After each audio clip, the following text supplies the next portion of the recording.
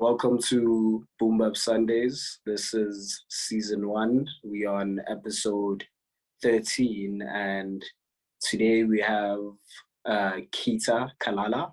She's a model, but I refer to her as a supermodel, because her work is very, very amazing. How are you, Ketia?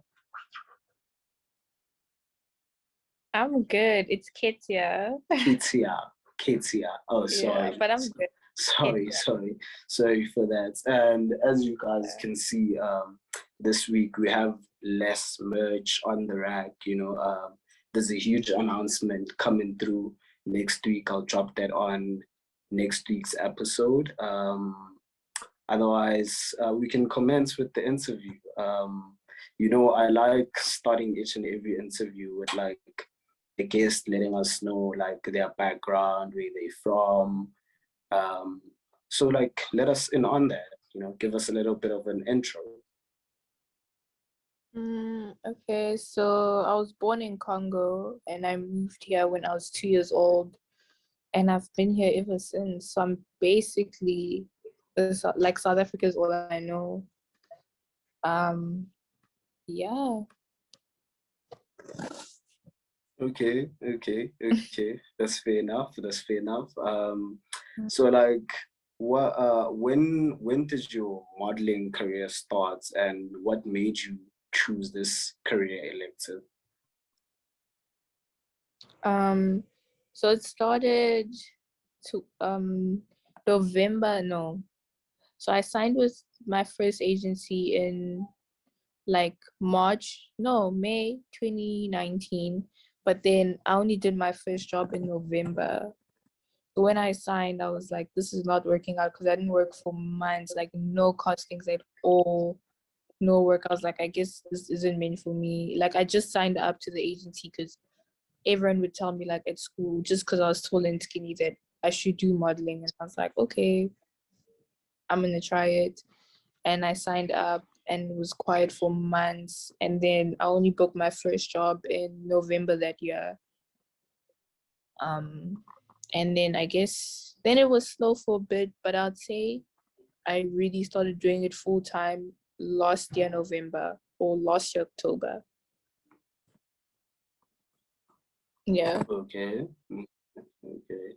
That's actually crazy, looking at the magnitude of your work. You would swear that you're someone who started probably a few years back, like your work is really amazing. So you've worked with a couple of big brands, right? So like, care to take us through how this experience was, and also who these big brands are? I'd say I guess the one that's the biggest achievement for me is probably working for Thebe. Um, but yeah, that experience was, till today I actually still can't believe it. Like I actually did that.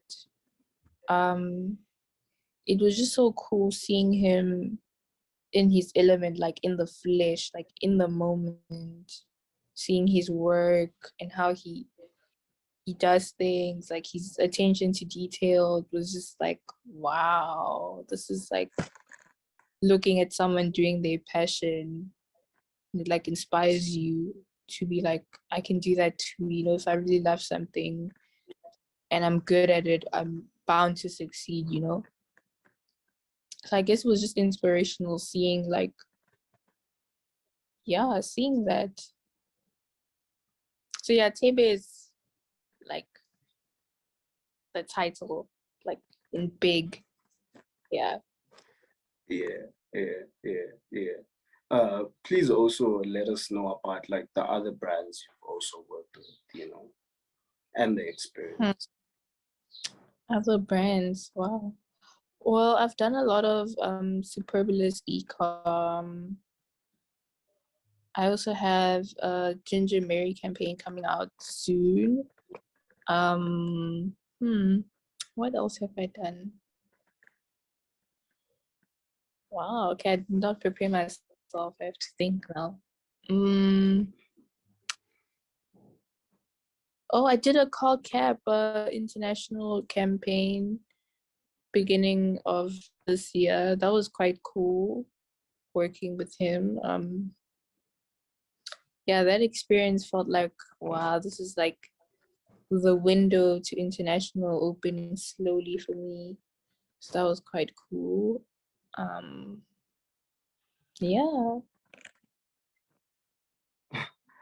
Cool, So the follow-up question would be, what has been like the biggest highlights in your modeling career? Okay, this has been the biggest highlight and the biggest, I guess, okay, not though, it's like the best and the worst thing, but I would say my self-awareness, as in how it's made me very self-aware, like for myself, but sometimes maybe a little bit too self-aware and too, like, I don't know. But yeah, I'd say the biggest highlight has probably been seeing how my confidence has grown.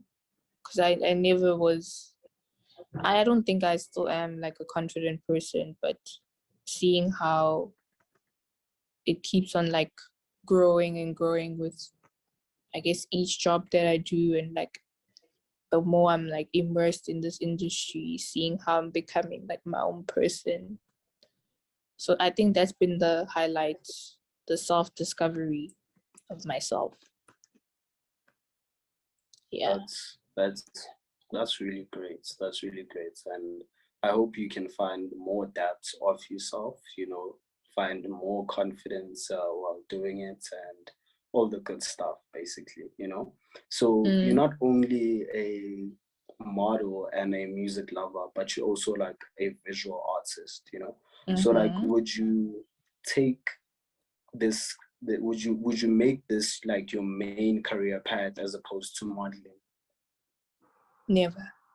No. Like being a visual artist, no, there's no way.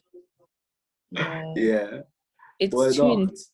It's like, I think I'm one of those people where I have seasonal creativity, and I don't know what it's dependent on, but like I can wake up one day and I'm like, wow, I feel inspired, and then for 2 weeks or for actually 3 months, I will not feel anything. So, and now if you have to put like the pressure of it being your career, it's even worse, because now, maybe you'll have deadlines to meet and, things to live up to. So I can't put that pressure on myself. So no, I would not pursue it as a career. At all. At all. That's crazy because I don't know if you studied arts or you studied modeling somewhere. Like, So I just did art in high school, and I didn't, that's the only, I wouldn't call it training, but I did art in high school. Modeling, I didn't study anything. I guess grew and that. grew the more the more I worked.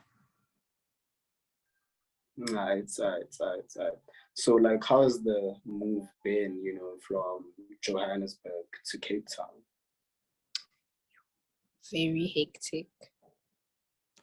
It's been very interesting. Like, it wasn't planned at all. Like, I just came on one of my, monthly trips, because I was coming to Cape Town back and forth every month since this year started. So it was just one of my trips again, and I just decided when I was here that I'm not going back home. So I didn't go back home. And I stayed. My roommate and I fought so hard looking for places, last minute things. But yeah, it was a very unplanned move. Like, I came to Cape Town, I didn't have a phone.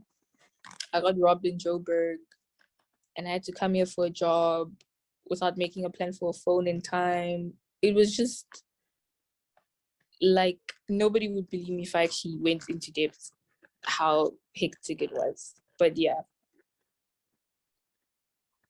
So sorry to hear about that, but Yeah. I feel like you are enjoying your time that side, so that's positive side to it, you know. Mm. So the last question, you know, to wrap up your interview would be, where do you see yourself, like, let's say, maybe in the next 5 years? That's such a hard question. Because I'd say I'm one of those people, I really struggle, or I just try not to think too much about the future because it stresses me out.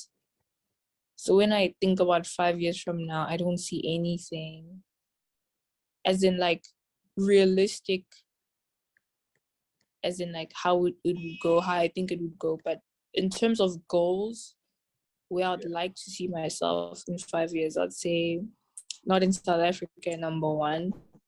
That's for sure. I guess I want to have my dog, or I want to get a dog.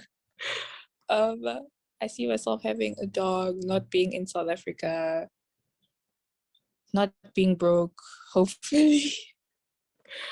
Um, and I guess closer to feeling like I have full purpose in life and not like I'm just here because I'm here. Um, yeah, That's really nice. That's that's really nice, man. It's dope. It's dope. You know, I really expected like a international model, blah blah blah. But I oh feel like shit, yeah, the that answer, too. I feel That like the too, answer yeah. is Sorry, much more yeah, realistic. Yeah, yeah. yeah, yeah. I love the answer right there. But thank you for being on the show, man. It was really lovely having you. You know, I wish you all the best in terms of your career. It's taking up Mm. a very beautiful shape, you know, and I just wish that things can continue going very well for you. And hopefully we'll see you international, probably maybe next year, even. Who knows? And I receive You manifested for me. know. Thank you, thank you, Yeah. thank you, thank you for being Yeah. on the show, Thanks for man. having me. Thank you. Cool. Alright, alright, alright. Okay.